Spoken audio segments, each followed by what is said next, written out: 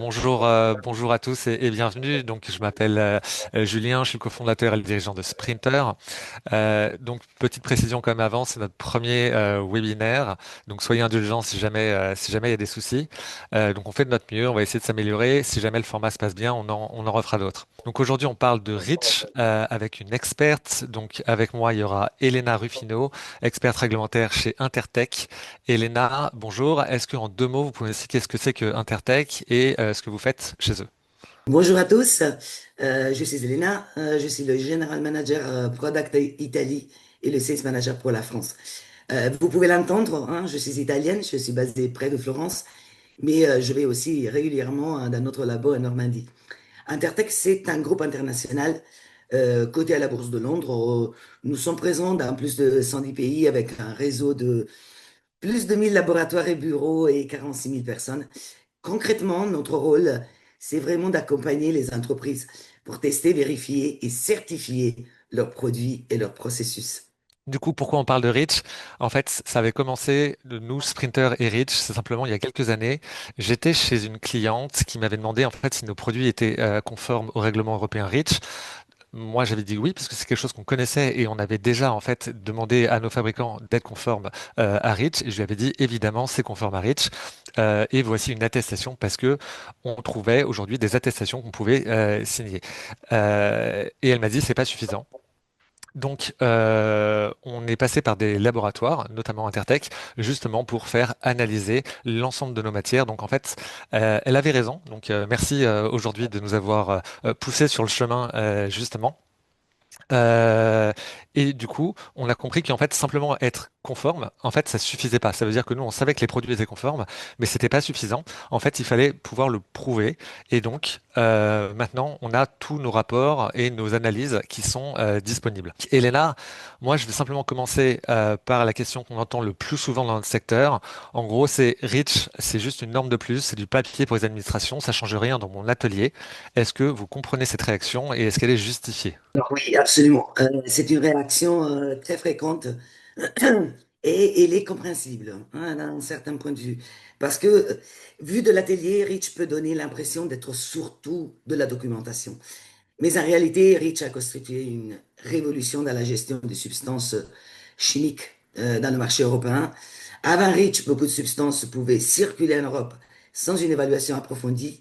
Aujourd'hui, la logique est inversée. Donc, les substances doivent être évaluées, enregistrées, et pour certains, il faut une autorisation avant qu'elles puissent être mises sur le marché.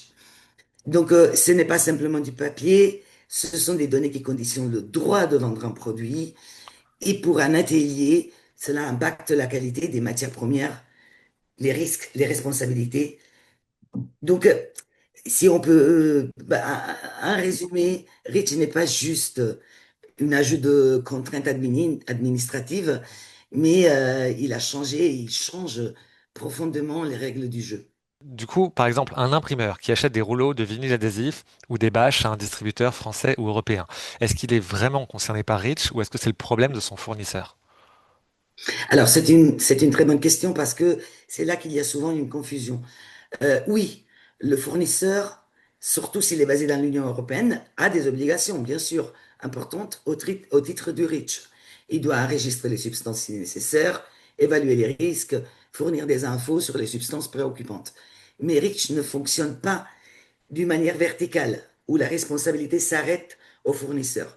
Il fonctionne en chaîne de responsabilité. Concrètement, chaque acteur est responsable de ce qu'il met sur le marché ou ce qu'il utilise. Pour un imprimeur, même s'il achète en Europe, il doit s'assurer que les infos soient disponibles et cohérentes. Il doit être capable de répondre à ses propres clients et, en cas de contrôle, de justifier la conformité. Donc, on ne dit pas ce n'est pas mon problème, mais on reste responsable un peu tous. C'est toute la chaîne qui est responsable. Par exemple, dans notre domaine, donc dans l'imprimerie, on manipule des rouleaux, des adhésifs, des textiles enduits. Sous Rich, on fait la différenciation entre différents éléments. Alors, est-ce que ce sont des substances, ces produits-là, ou est-ce que ce sont des articles? Et d'ailleurs, pourquoi cette distinction, elle change tout sur les obligations de chacun? Absolument. C'est une question fondamentale parce qu'elle détermine directement les obligations. Alors, sur Rich, on a une distinction. il y a des substances. Une substance, c'est un produit chimique en tant que tel, un encre, un solvant, une résine, ou bien un article qui est un objet auquel on a donné lors de la fabrication une forme, une surface ou un design particulier qui détermine la fonction plus que sa composition chimique. Dans votre métier, un rouleau de vinyle, une bâche, un textile induit sont des articles. Hein. Je vous fais un exemple. Si on prend le cas d'un adhésif, si l'adhésif est une colle liquide en pot, c'est une substance ou un mélange parce que sa fonction dépend directement de sa composition chimique. Si c'est un film adhésif prêt à l'emploi, c'est un article. Sa fonction dépend de sa forme, de sa structure et de son usage. La chimie est similaire, mais le statut réglementaire change. Ce que j'entends, c'est que dans notre domaine, on est sur des articles.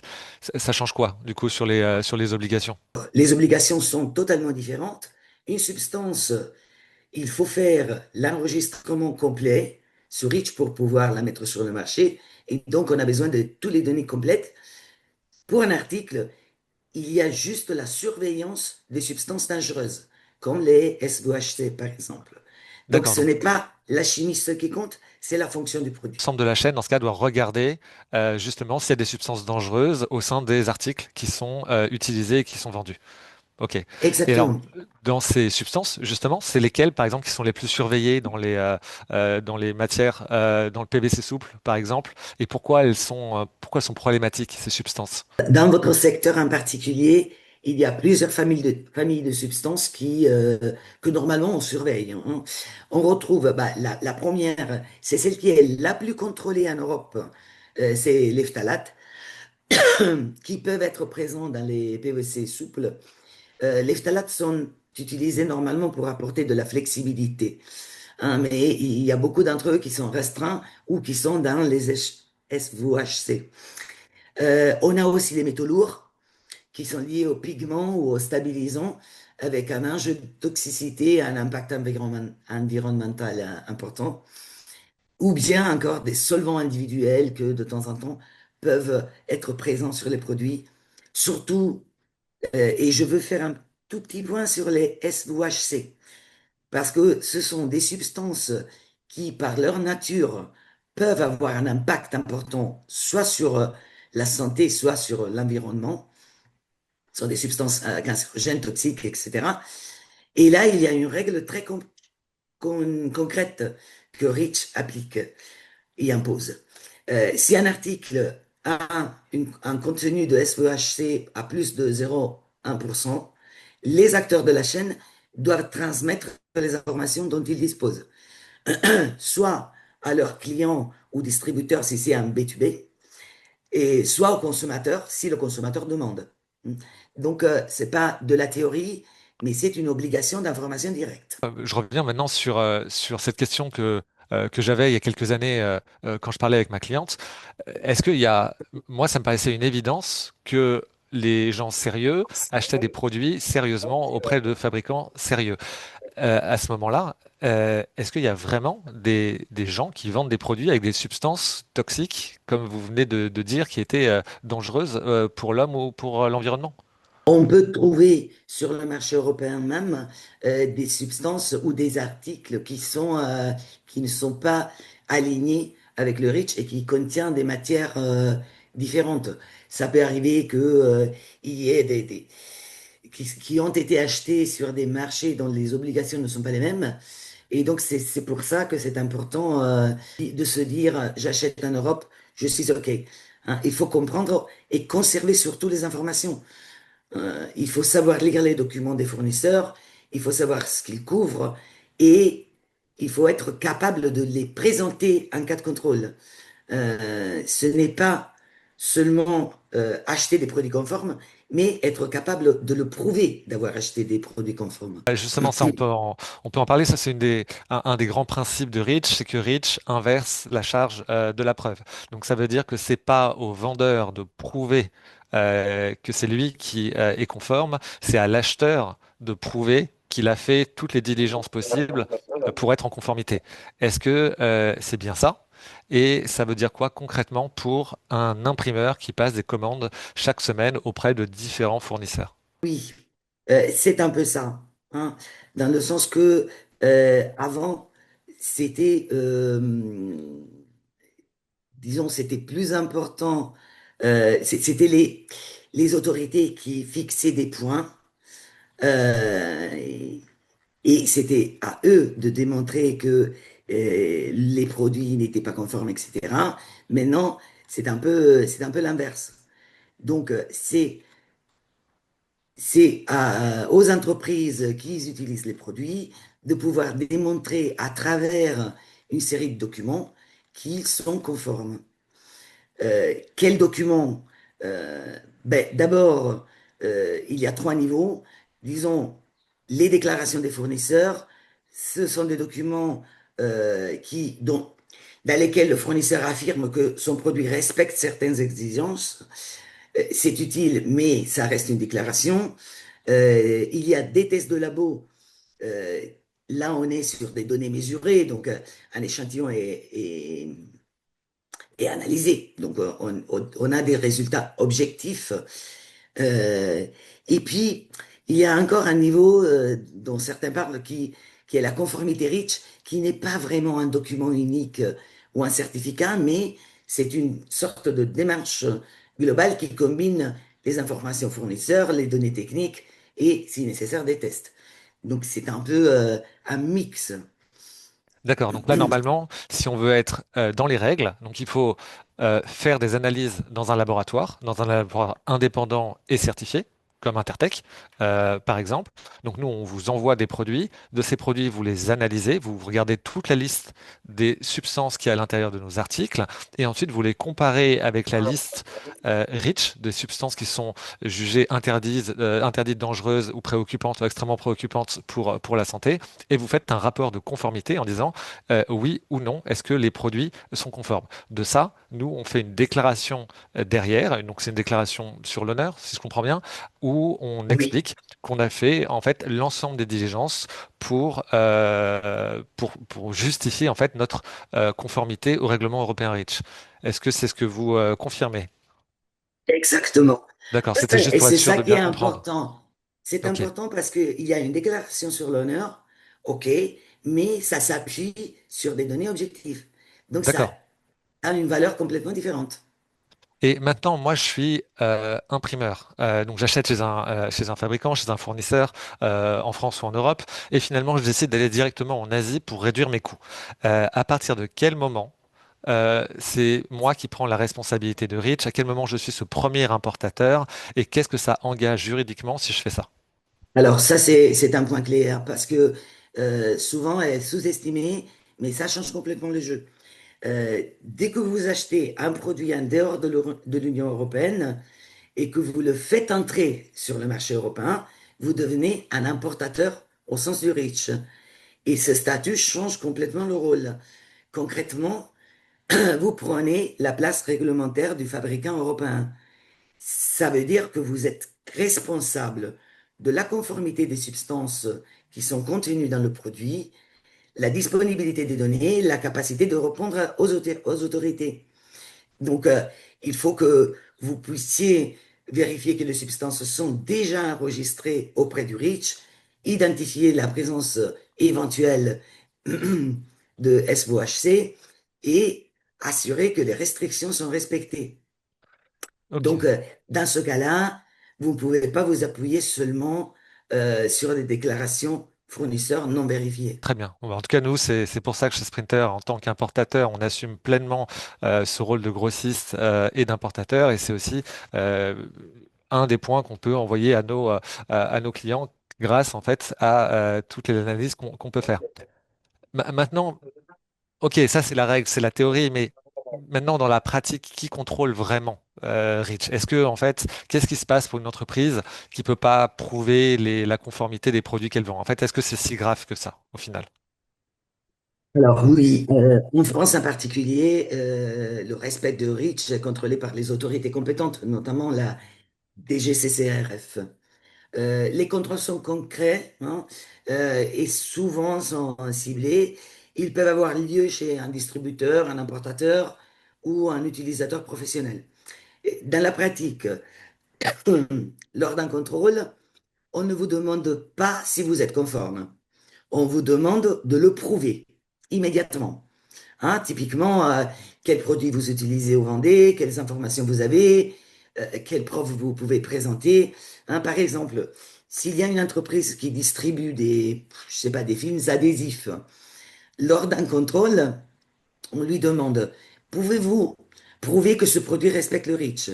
L'entreprise fournit une fiche commerciale et un document fournisseur très général, pas de détails de substance, pas de test, pas de traçabilité claire. Le produit peut être considéré comme non conforme. Non pas parce qu'il est dangereux, mais parce que l'entreprise ne peut pas le démontrer.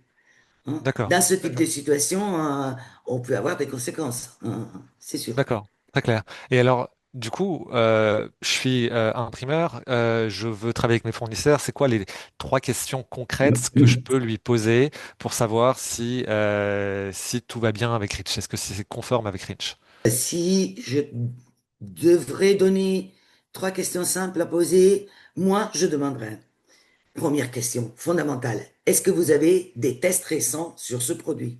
L'objectif est de savoir s'il existe des données mesurées, pas seulement une déclaration. Et surtout, si mon fournisseur a l'habitude de faire des tests. Deuxième question, est-ce que ce produit contient des substances SVHC? Parce qu'il a une obligation, hein, de communication. Et troisième question, pouvez-vous me fournir un rapport de test labo, une documentation détaillée? Là, on vérifie la capacité du fournisseur à apporter des preuves concrètes. Très important, ce n'est pas seulement la, les réponses, oui, non, etc. Mais c'est la qualité des réponses. Donc, est-ce que le fournisseur est précis, il est documenté, il est vérifiable, il sait de quoi on parle, hein, si c'est vague ou si c'est incomplet, probablement, ben, il y a un risque. On a parlé du coup beaucoup des risques et des obligations. Et peut-être aussi sur une note aussi positive, concrètement, un imprimeur qui maîtrise Rich et qui peut le prouver à ses clients, qu'est-ce qu'il a à gagner par rapport à un concurrent en fait qui s'en préoccupe pas? Concrètement, seulement, il y a trois bénéfices qui sont absolument clairs. Première chose, la sécurisation de l'activité, hein, le risque d'entreprise. Un imprimeur qui maîtrise Reach réduit ses risques en termes de moins de surprises en cas de contrôle, blocage produit et évaluation de ses fournisseurs. Deuxième chose, la crédibilité vis-à-vis de ses clients. Aujourd'hui, de plus en plus, il y a des clients qui posent des questions sur la conformité, les substances, la traçabilité, être capable de répondre d'une manière précise, avoir des preuves structurées, ça donne un avantage concurrentiel qui est super important.